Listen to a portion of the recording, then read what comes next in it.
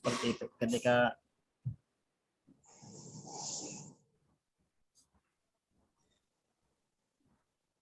kemudian selanjutnya Mas Tias. Ya. Kompetensi dasar adalah kemampuan minimal yang wajib dikuasai oleh peserta didik, dapat dikatakan sudah memahami atau menguasai suatu materi tertentu. Jadi ada KKM atau kompetensi kemampuan minimal. Itu yang mungkin sering dijumpai ketika Bapak Ibu guru melakukan audit nilai tentang buku laporan akhir semester ataupun untuk hasil laporan ke orang tua. Pasti ada KKM. Lanjut, Mas. Ya. Yes. Bentar, Pak. Bentar. Nah. Lanjut. Oke. Relasi kompetensi dasar dengan penilaian hasil belajar tentunya mempunyai kaitan. Kompetensi dasar dikatakan dapat mempengaruhi komponen pembelajaran yang lain karena kompetensi dasar merupakan tujuan yang ingin diraih dalam kegiatan pembelajaran. Kompetensi dasar mencakup acuan untuk melakukan penilaian hasil belajar siswa. Penilaian hasil belajar dapat dilakukan melalui proses pengukuran terhadap sejauh mana siswa mampu mencapai atau memahami maupun menguasai apa yang menjadi tujuan pembelajaran, yakni yang tercantum pada kompetensi dasar atau KKM tersebut.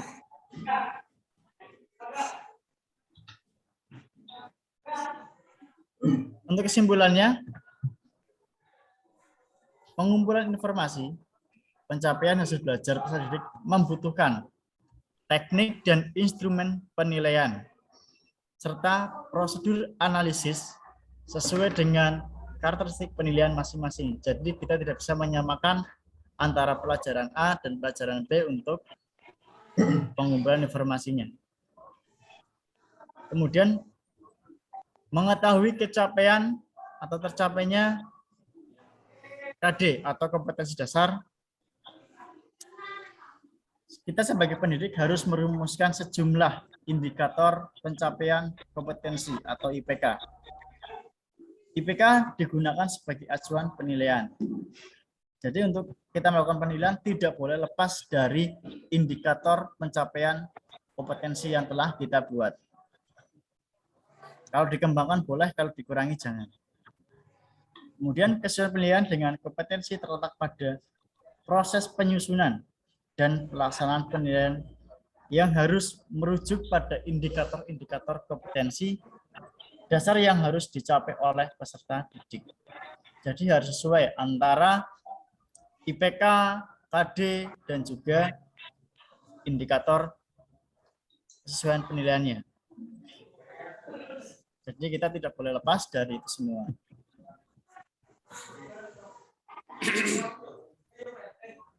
Oke, terima kasih. Silakan untuk pertanyaan bisa di raise hand. Terima kasih atas penjelasannya yang disampaikan oleh Pak Fajar Yadi. Bagi teman-teman, kalau misalnya ada pertanyaan, kami mohon untuk bertanya.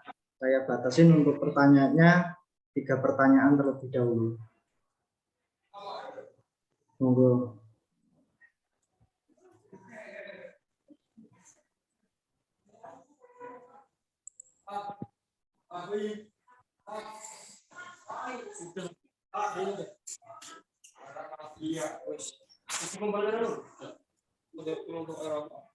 Belum ada yang raise hand apa ya? Oke, cek. Bisa didengar suaranya, Mas? Bisa, Pak.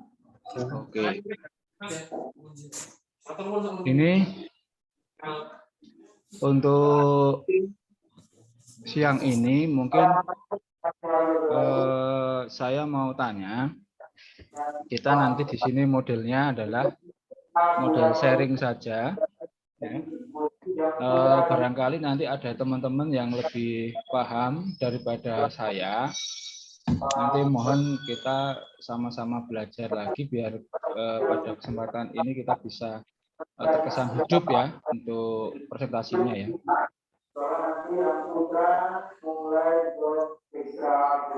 Oke, ini ada salah satu contoh studi kasus. Ini misalnya Pak siapa ya? Pak Tias ya. Pak Tias itu dari SMK mana Pak? Saya non guru Pak. Oh, wah ini kok nang FKIP, wah SD gitu Pak. Biasa Pak, formalitas mendapat tambahan. Oh gitu. Ini soalnya kelasnya transfer dan sama RPL ya, jadi tidak apa-apa. Mohon maaf. Ini sing wajah-wajah guru itu kayaknya Pak Bayu Komarudin ini mana ini? Nah ini wajah-wajah guru. Iya. Wagu tur saru ya katanya itu. Bukan ya? Oke, mohon maaf Pak Bayu. Pak Bayu nanti sebagai contoh aja misalnya Pak Bayu mengadakan post-test ya. Post-test ya, bukan pre-test ya. Ini post-test ya. Betul. Untuk melihat kemampuan belajar apa ya? Ngajar apa Pak Bayu? Pemeliharaan mesin Pak, kula Pak. Misalnya Pak Bayu mengadakan post-test untuk melihat kemampuan belajar mesin otomotif di sini ya pada siswanya. Itu dengan cara misalnya dengan cara mengujikan 10 soal tes ya, 10 tes dengan ketentuan skor 1 untuk tiap-tiap jawaban benar dan 0 untuk jawaban yang salah atau tidak menjawab ya misalnya ya Pak ya. Bisa dipahami Pak ya? Bisa Pak, bisa. Misalnya Pak Bayu sekali lagi Pak Bayu itu sebagai guru untuk menguji anak-anaknya di kompetensi mesin itu ada skor 1 untuk yang benar dan skor 0 untuk yang tidak memilih atau salah. Misalnya ada 5, misalnya si Dinda mendapatkan skor misalnya 8 ya. Terus nanti untuk Sani misalnya ada skor 6. Terus Agus misalnya mendapat skor 9. Andri mendapat skor 7, terus nanti untuk Soimah mendapat skor 4 misalnya. Itu ketika ada seperti itu, nanti ini dicatat nggak Mas?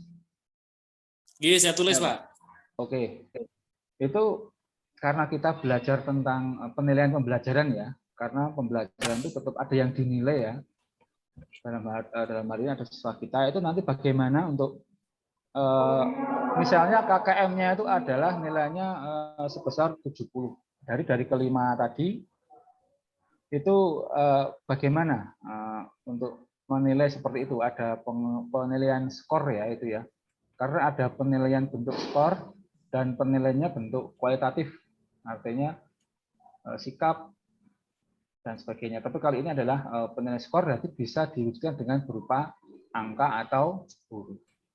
Mungkin nanti Pak Bayu bisa menjelaskan itu mau seperti apa dari sampel tadi ada 1 benar dan 0 untuk salah dan nilai maksimal adalah 70. Itu bagaimana Pak misalnya? Monggo. Ya, mungkin guru yang lain dulu bisa menjawab. Niki langsung atau nunggu pertanyaan lainnya kita tampung baru dijawab? Monggo, derek mawon. Ini ada 3, ditampung 2 aja Pak. Kalau misalnya nanti ada pertanyaan lagi, saya batasin 3. Oh, iya.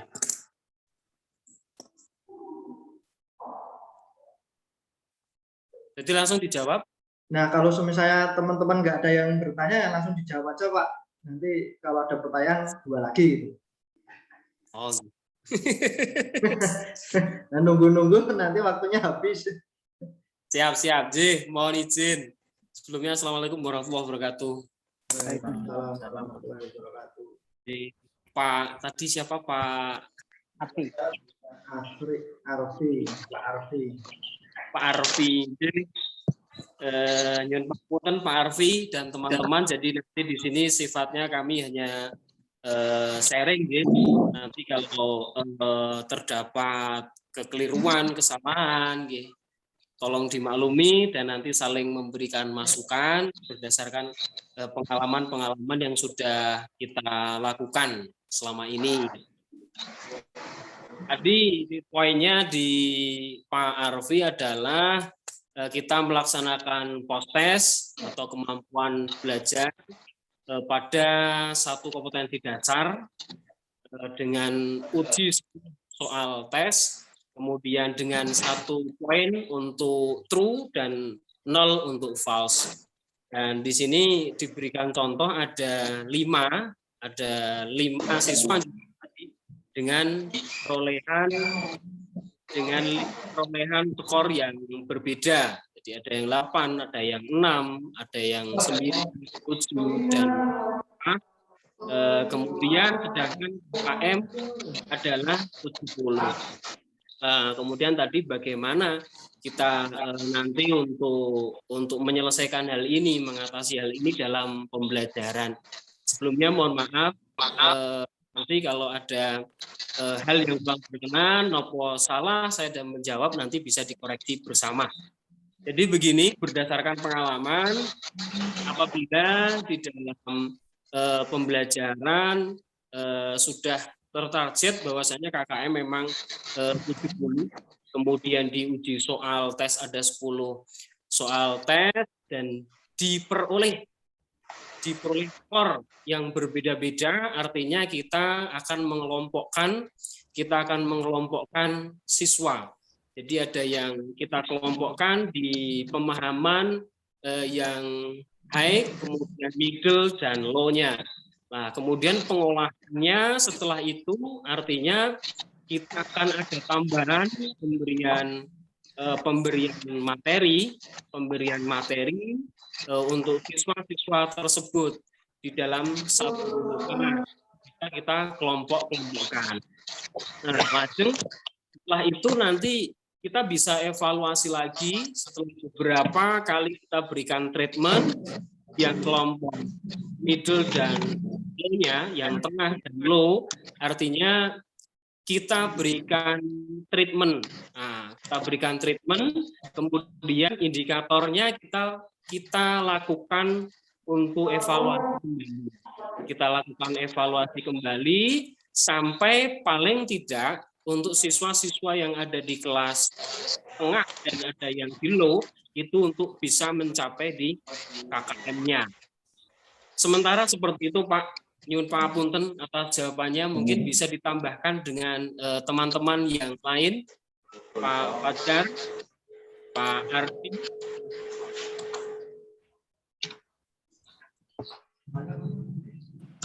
Oke, mungkin teman-teman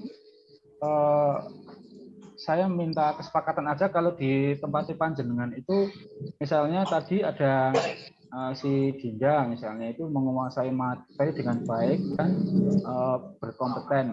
Ya, berarti ada kompeten, tidak kompeten, dan belum kompeten. Kalau di tempat panjenengan mungkin gambarnya seperti apa Pak? Saya mohon gambarannya. Nah, kompeten, baik, tidak baik, atau seperti apa Pak untuk yang anak itu? Terima kasih Pak. Oke, Pak Arif. Izin menjawab ya Pak Arif. Untuk kalau di tempat kami, ya, itu kalau misalkan ada seperti itu, maka kita kelompokkan dulu. Jadi betul. Kemudian untuk yang di atas KKM, biasanya kita adakan pengayaan. Kalau yang di bawah KKM, kita adakan remediasi dengan soal yang berbeda dengan bobot yang sama. Jadi seperti itu. Kemudian untuk tadi kan di post-test. Post-test kan setelah kita melakukan pembelajaran. Setelah melakukan pembelajaran, maka kita adalah ada relaksasi atau sharing moment bagi siswa. Sharing moment kita adakan bagaimana siswa itu yang menjadi kendala itu seperti apa. Jadi ada tahapan seperti kalau di kami seperti itu. Jadi ada Untuk yang di atas KKM nanti ada pengayaan, nanti yang di bawah KKM ada remediasi dengan soal yang berbeda dengan bobot yang sama. Seperti itu. Kalau di tempat lain bagaimana? Mungkin di Pak bagaimana?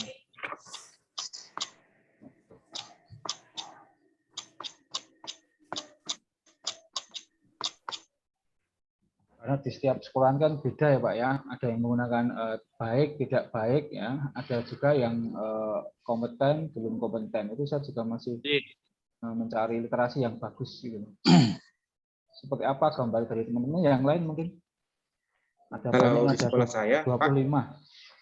Ya. Halo. Ya, monggo Pak. Mungkin hanya menambahkan saja. Konvensi Kalau di, kali per kali per perusahaan kok didunge. Itu sedelo.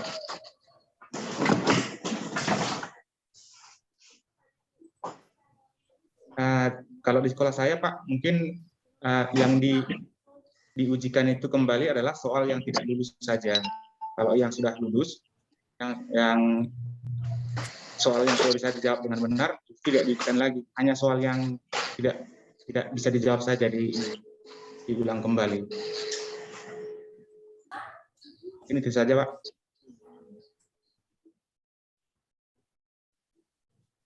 Ji, Bapak, monggo sanesnya tanggapan dari Bapak-bapak yang lain.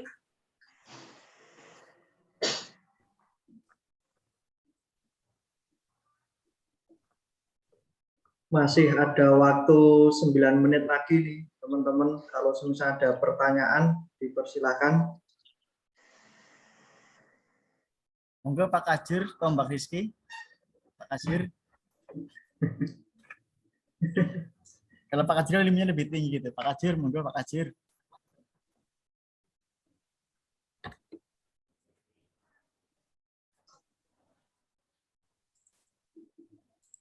Pak Arfi tadi.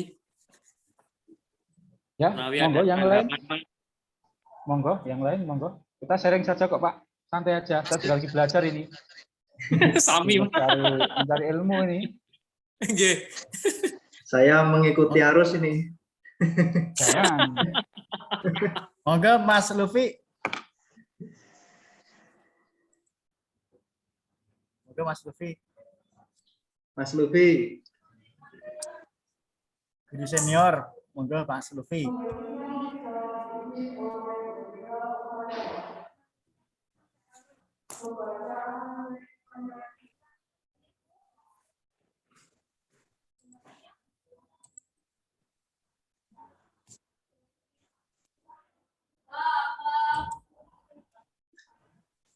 Kalau untuk pengujian kompetensi itu apa aja sih Pak yang dilakukan Pak? Saya mau tanya ini. Sharing-sharing. Dengan malah jadi penasaran Mas Tias ya. Sopo ngerti kok aku pindah guru. Ngajar ini kayaknya.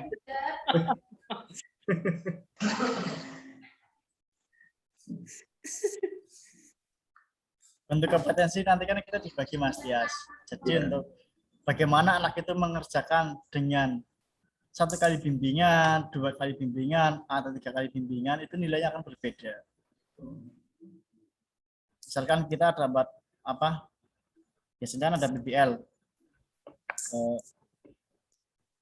Pembelajaran berbasis BBL. Project, ya. Project based learning.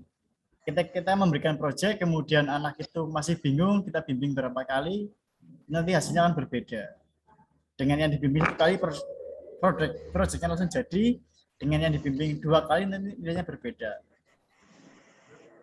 Seperti itu. Berarti semisalnya ini ya keahlian untuk pemeliharaan mesin misalnya gitu ya. Terus kita bimbing, misalnya di bimbing pertama itu kok hasilnya tidak bagus, terus bimbingan yang kedua itu nanti dibimbing lagi terus hasilnya bagus gitu ya. Kayak gitu ya. Betul. Betul. Siap. Ini berarti bisa untuk pengajuan judul skripsi. Meningkatkan kompetensi dasar siswa dengan cara pengajaran bagaimana.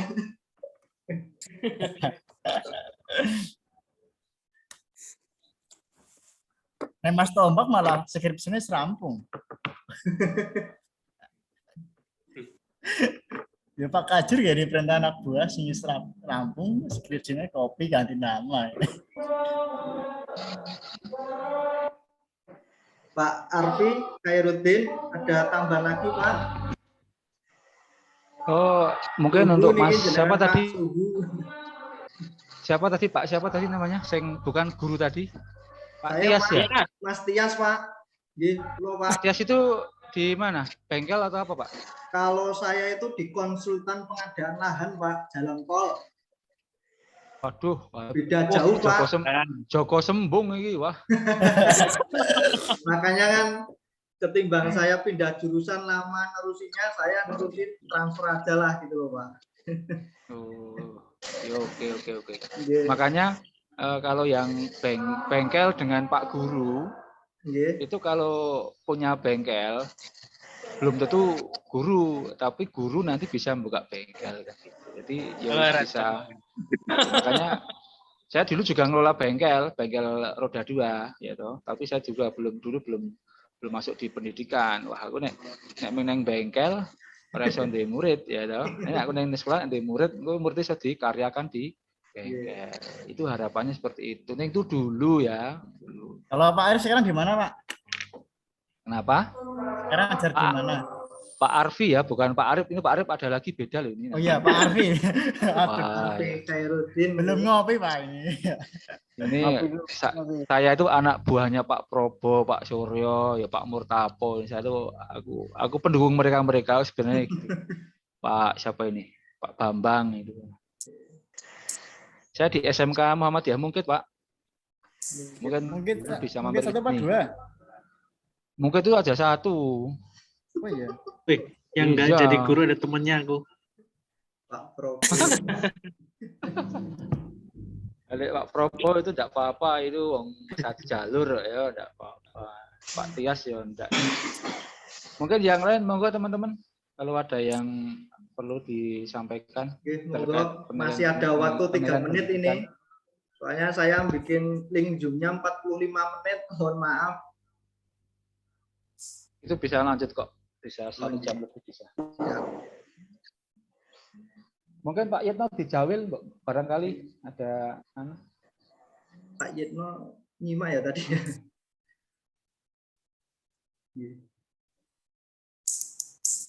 Mungkin dari Pak dosen Pak Suyitno kalau ada saran dan tambahan Pak.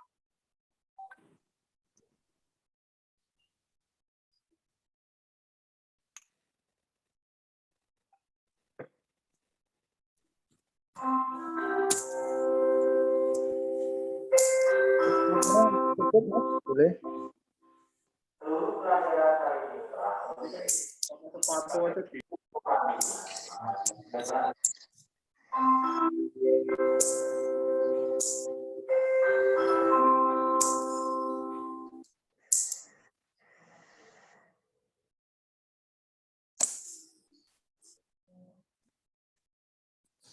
Gimana ini Pak Bayu? Monggo teman-teman ada tanggapan lagi?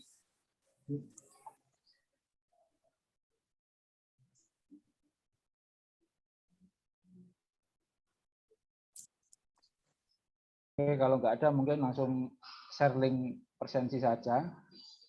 Oke.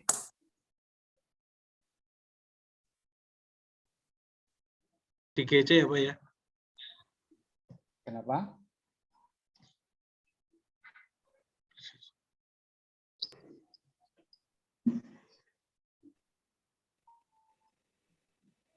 Untuk absensi sudah digecek kayaknya loh Pak. Oh, jadi enggak perlu. Ya, ini sambil menyimak Mas, saya kira ini untuk presensi sudah saya upload di Google Classroom ya. Oh, nanti bisa hadir di sana. Ya, kalau untuk yang hadir di Zoom ini ada 26 Pak. Oh ya Mas, yang penting direkod nanti akan kemudian kalau bisa memungkinkan direkod diupload di YouTube Mas ya. Saya diberi linknya. Iya Pak. Mohon maaf Pak, tadi recordnya enggak dari awal ya deh Pak. Iya Pak, pertengahan. Ya nggak apa-apa. Nanti tetap diupload ya. Nggih. Yang depan rekam sendiri Mas di rumah Mas. Kalau direkam sendiri pesertanya kira-kira bagaimana nanti?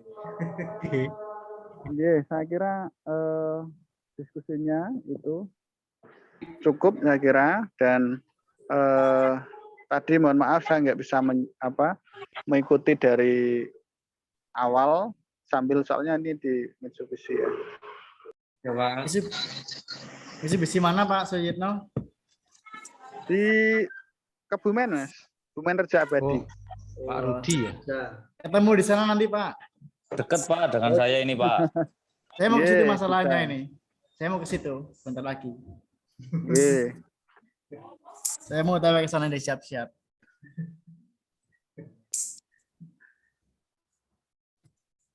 Mungkin itu teman-teman untuk presentasi kelompok 2 pada siang hari ini kami cukupkan sekian. Apabila kami sekelompok kurang memahami atau menjawab pertanyaan-pertanyaan kurang komplit, kami mohon maaf yang sebesar-besarnya.